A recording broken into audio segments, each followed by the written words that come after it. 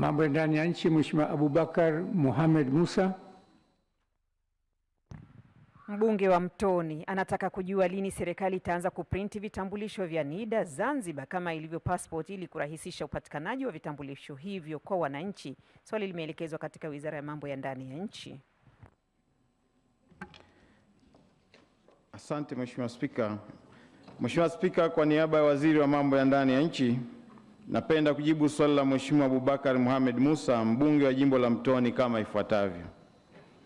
Mheshimiwa Spika, uzalishaji vitambulisho vya taifa nchini hufanyika katika kituo kikuu cha uchakataji wa taarifa kwa maana ya data center, ambapo taarifa zote za usajili na utambuzi wa watu wote waliosajiliwa huchakatwa kwa ajili ya kuzalisha namba ya utambulisho kwa maana ya NIN na vitambulisho.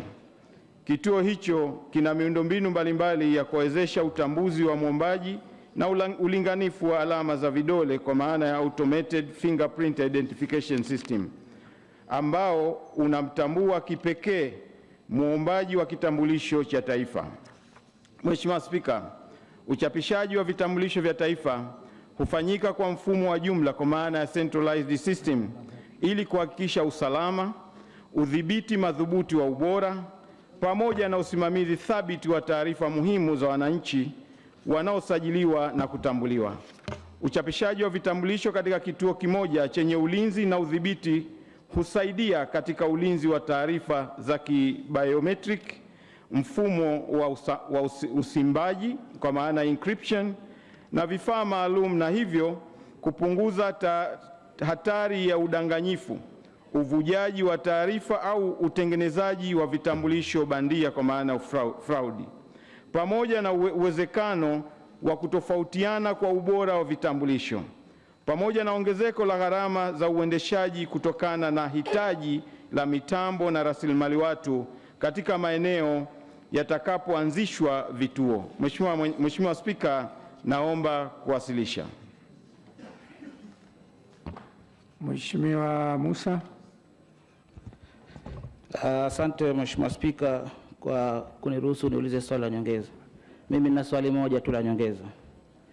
Mheshimiwa Spika, pamoja na majibu mazuri ya serikali, je, haioni haja sasa kuanzisha kituo kidogo cha kuprinti vitambulisho hivyo Zanzibar ambacho kitakuwa na hadhi sawa za kiusalama kama hicho kilichokuwepo huku Tanzania bara? Asante. Mheshimiwa Waziri. Asante sana Mheshimiwa Spika. Nimshukuru na kumpongeza sana Mheshimiwa Abubakar kwa hoja yake hiyo ya msingi na ni ya muhimu vile vile.